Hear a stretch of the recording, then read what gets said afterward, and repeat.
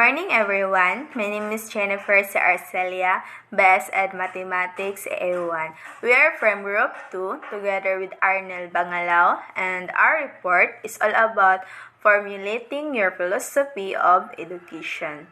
What is formulating your philosophy of education? Formulating your philosophy of education is vital only when the questions are mine, and so is a struggle towards answers. You as a teacher. Your philosophy of education is your window to the world encompassed in life. It means that if you are a teacher, so you are the window to serve other people. Your philosophy of education is reflected in your dealings with students, colleagues, parents, and administrator. So it means you are a model. You're a teacher towards problem, and life as whole has an underlying philosophy. So it means that if you have a problem, just carry your problem and let problem solve your problem. So what does a philosophy of education contains or include? So it includes your concept about the human person, the learner, in the particular and the educated person, what is true and good and therefore must be taught, how a learner must be taught in the order to come close to the truth. So it means you need to respect people or person who educated and what is true and good. So that is explicable if you have evidence. So if you have evidence, we can say that that is a true and good. So let's proceed. My philosophy as a grade school teacher. I believe that our unchanging values is changing times, and this must be passed onto every child by modeling value, inculcation, and value integration in my lesson. I believe that my task as a teacher is to facilitate the development of every child to optimum and to the maximum by reaching out to all children without bias and prejudice toward the less of the children, making every child feel good and confident about him or herself through his or her experience of success in the classroom. So, as a teacher, I believe that being a teacher, I help to people or person less to educated students. So, the next topic was continued by Arnel Bangalao, and that's all. Thank you. Have a good day. Good day guys, so I am Arnel Bangalao, Peace Math 1A, and our topic for this day is all about the continuation report of formulating your philosophy of education. So let's go. Once again guys, good day. So this is the continuation of my philosophy as a grade school teacher. Helping every child master the basic skills of reading, communicating in oral and written form, arithmetic, and computer skills. Teaching my subject matter with mastery so that every child will use his/her basic skills to continue acquiring knowledge, skills and values for him/her to go beyond basic literacy and basic numeracy. So as a teacher, you must facilitate your learners to enhance their basic skills like reading, communicating, writing, arithmetic, and computer skills.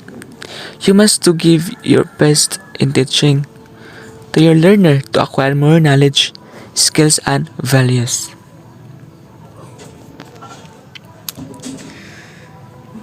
Inculcating or integrating the unchanging values of respect, honesty, and love and care for others regardless of race, ethnicity, nationality, appearance, and economic status in my lesson. consistently practicing these values to serve as a model for every child.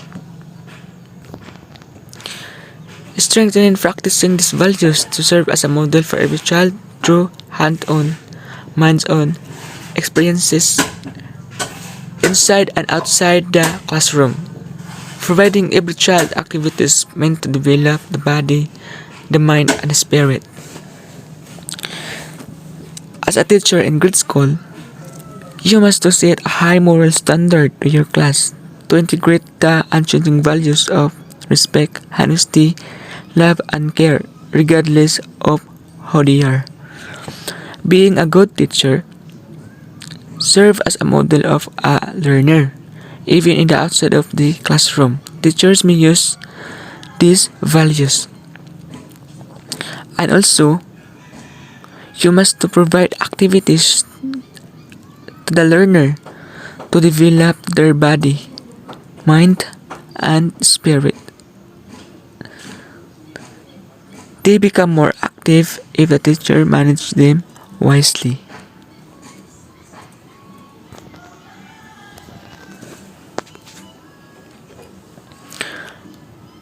My philosophy as a high school teacher by Min Ho Shin. I teach for the majority of the class rather than teach for handful staff students. It is more effective and productive way of teaching. I teach with interaction between teacher and students and also between students themselves. Interaction is the only tangible way of making the class intimate, open, creative, and challenging. So he believed that he teach for the majority of the class rather than teaching for the handful top students.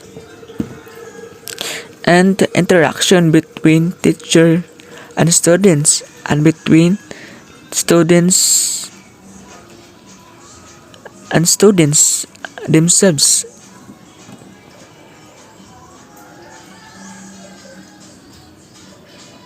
Because this is the only tangible way of making the class challenging.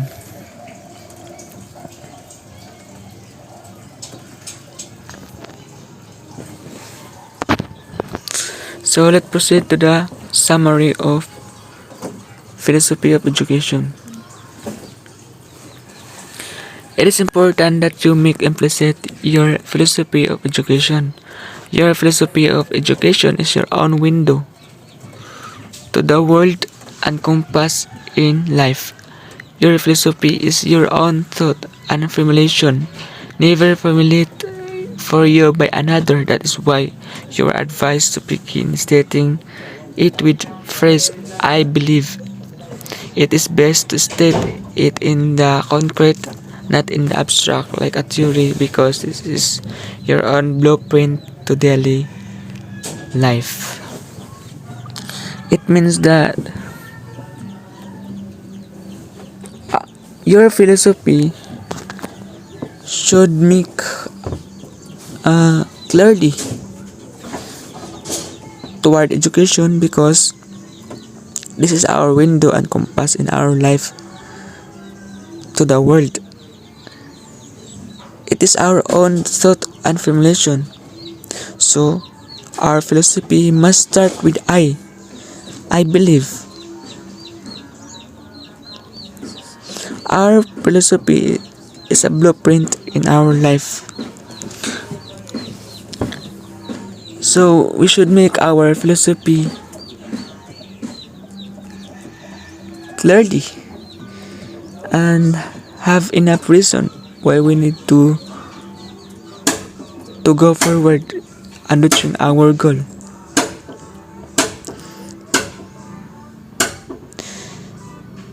Because we survive and live in the world because of our philosophy.